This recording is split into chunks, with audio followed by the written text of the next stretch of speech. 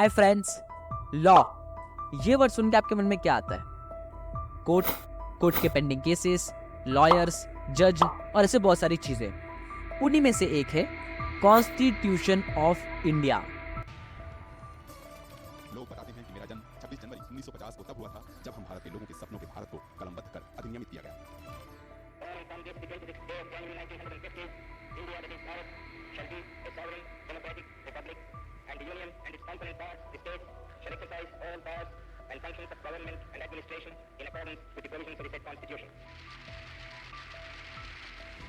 अब जो constitution of India है वो ऑल ओवर वर्ल्ड का लॉन्गेस्ट कॉन्स्टिट्यूशन माना जाता है।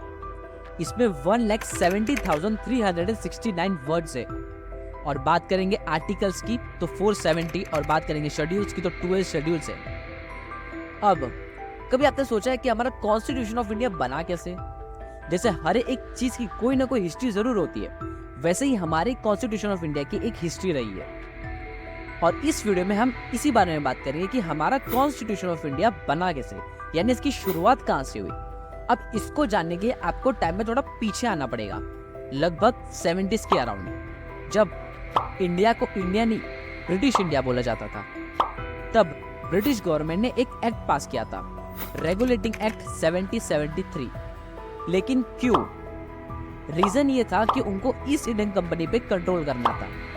अब ईस्ट इंडियन कंपनी कौन है, हम इसके बारे में जरा जान लेते हैं। आई नो कि आपको पता रहेगा, बट फिर भी एक छोटा सा नॉलेज आप लोग के लिए।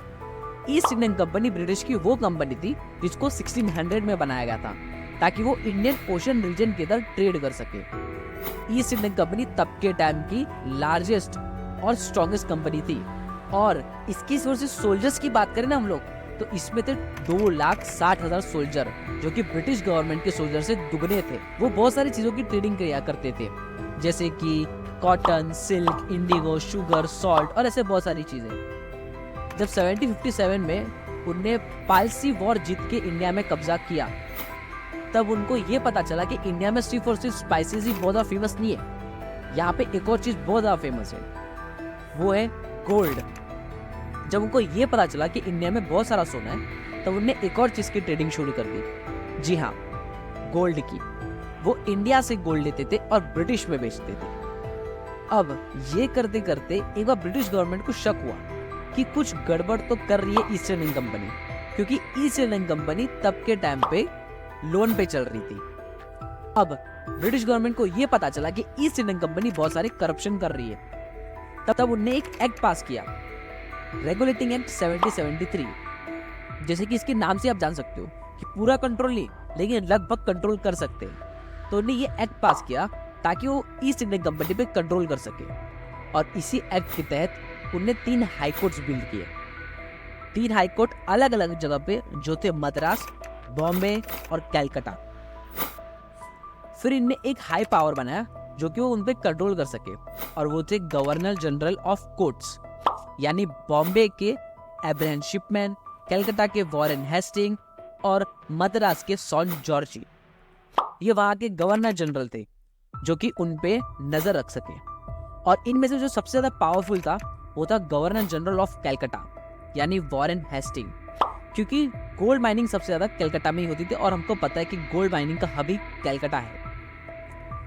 और तब ब्रिटिश गवर्नमेंट को यह लगा कि अब सब चीज सही चलेगा, लेकिन वॉरेन हेस्टिंग कम नहीं था। उसने ईस्ट इंडियन कंपनी के साथ मिलकर करप्शन करना शुरू किया। अब इस सिचुएशन में आप एक और नाम याद रखना, जिनका नाम था लॉर्ड इम्पे। वो थे chief justice of high court Calcutta. इनके साथ मिलके वॉरेन हेस्टिंग और ईस्ट इंडियन कंपनी ने करप्शन करना शुरू किया, जो कि बाद में ब्रिटिश गवर्नमेंट को पता चला। अब ब्रिटिश गवर्नमेंट एक और एक्ट पास करती है, पिट्स इंडियन एक्ट 1784। इस एक्ट के तहत वो जॉइंट गवर्नमेंट बनाना चाहते थे, यानी इंडिया में जो ब्रिटिश पार्लियामेंट थी और जो ब्रिटिशर्स गवर्नमेंट थे, वो ज्वाइन करके ईस्ट इंडियन कंपनी पे डायरेक्ट कंट्रोल पाएंगे। बट ये चीज होने नहीं दिया वॉरेन हेस्टिंग ने। ये रूमर्स बोला जाता है कि वॉरेन हेस्टिंग ने पूरी की पूरी पार्लियामेंट खरीद ली, जिससे वो एक्ट पास ही नहीं हुआ। अब रीजन ये भी था कि वो एक्ट सच में पास नहीं हुआ था और वो एक्ट मेजर फेलियर साबित हुआ था, जो कि ब्रिटिश गवर्नमेंट को बाद में बहुत बड़ा झटका देता है। अब ये चीज़ होती रही तो बाद में ब्रिटिश गवर्नमेंट ने थोड़ा दिमाग लगा के एक और एक्ट पास किया, जिस एक्ट का नाम था चार्टर एक्ट 1813, जिसमें उन्हें ईस्ट इंडियन कंपनी की मोनोपोली खत्म कर दी। यानी अब अकेले ईस्ट इंडियन कंपनी इंडिया में ट्रेड नहीं करेगी, अब और भी कंपनियां आके इंडिया में ट्रेड कर सकती है। लेकिन एक और चीज था उसमें कि जो भी कंपनियां ट्रेड करेगी वो साल का 1 लाख रुपया एजुकेशन इंस्टीट्यूशन में डालेगी, और इसी के साथ साथ क्रिश्चियन माइनॉरिटीज को यह हक मिल चुका था कि वो अपना एजुकेशन इंस्टीट्यूशन बना सकते हैं इंडिया में। अब ये टाइम चलता गया और फिर इनने एक और एक्ट पास किया, चार्टर एक्ट 1833, क्योंकि तब के टाइम पे इंडिया में जो चैलेंजेस चल रहे थे हमको आज़ादी दिलाने के, और जो पॉलिटिशियन सिचुएशन चल रही थी इंग्लैंड में, उसको नज़र रखते हुए उनने पावर पोजीशन को बढ़ाया। यानी गवर्नर जनरल ऑफ कोर्ट से उनने बढ़ा के गवर्नर जनरल ऑफ इंडिया किया, ताकि वो हर एक जगह का डिस्प्यूट्स देख सके। और जो पहले governor general of British India थे वो थे विलियम बेंटिक। उनको 4 काउंसिल हायर किए गए और एक लॉ मेंबर, ताकि उनके डिस्कशन में हेल्प हो सके। और उन लॉ मेंबर का नाम था लॉर्ड मैकवेल। नाम याद रखना, लॉर्ड मैकवेल वो इंसान थे जिनने आईपीसी और सीआरपीसी इंडिया की बनाई है, यानी इंडियन पेनल कोड और कोड ऑफ क्रिमिनल प्रोसीजर। अब इसके बाद इनने एक और एक्ट पास किया, चार्टर एक्ट 1853, जिसमें इनने इंडियन सिविलाइजेशन को ये छूट दी कि तुम भी सिविल सर्विस कर सकते हो, लेकिन कॉम्पिटिटिव एग्जाम देकर। बाद में यही दंगे फसाद, हमारे आज़ादी के जो नारे चलते थे, उसी के बीच में एक और एक्ट पास हुआ, इंडियन काउंसिल एक्ट 1909, जिसमें काउंसिलर सीट 16 से 60 कर दी गई। और तब फर्स्ट इंडियन काउंसिल बने कौन? एसपी सिन्हा। हमारे SP Sinha first Indian council बने। अब इसी के बाद उनने एक और एक्ट पास किया इसके बीच में, जिनका नाम था गवर्नमेंट ऑफ इंडियन एक्ट 1935। अब इसके तहत इनने आरबीआई को बनाया, यानी रिजर्व बैंक ऑफ इंडिया। 1 अप्रैल 1935 को आरबीआई बन चुका था। और इनने एक और चीज इस एक्ट में किया, वो था फेडरल कोर्ट का जो बिल था उनने उसको पास कर दिया, और फेडरल कोर्ट 1937 में बना। अब आप सोच रहे हो कि फेडरल कोर्ट है क्या? फेडरल कोर्ट का नाम बाद में चेंज करके सुप्रीम कोर्ट रखा गया, यानी सुप्रीम कोर्ट उन्होंने बनाया। अब हमारे दंगे फसाद को देखकर और वर्ल्ड वॉर 2 भी जब चल रहा था, तब ऑगस्ट ऑफर एक्ट 1940 को पास किया गया।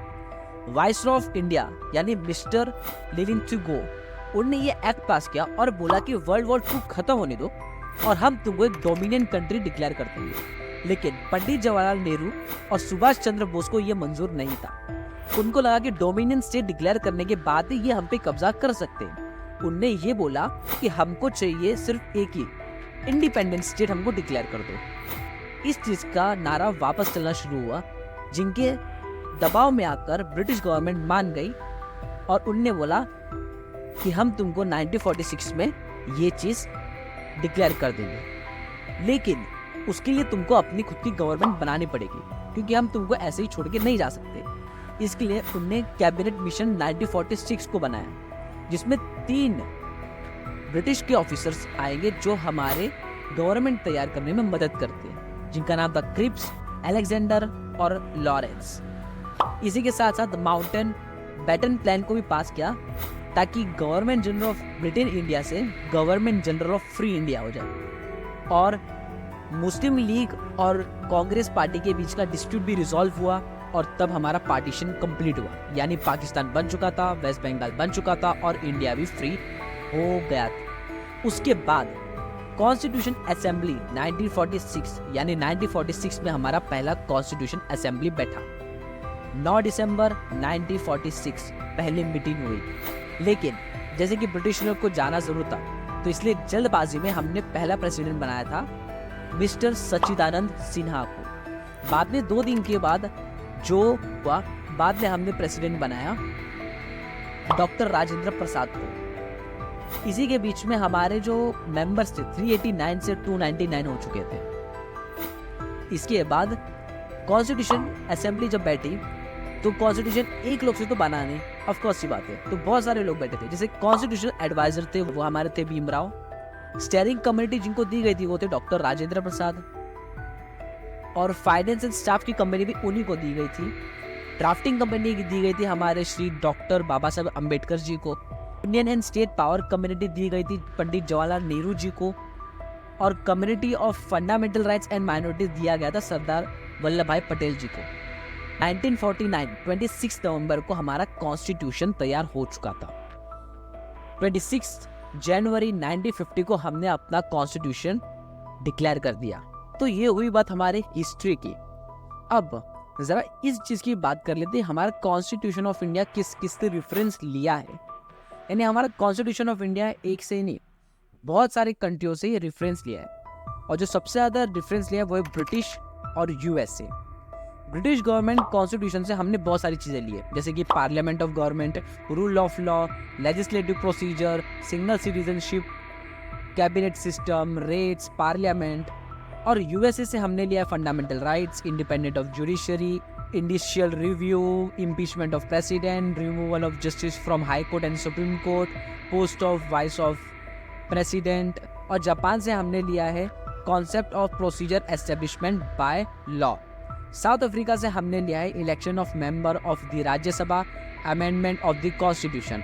जर्मनी से हमने लिया है फंडामेंटल राइट्स और सस्पेंडेड ड्यूरिंग इमरजेंसी।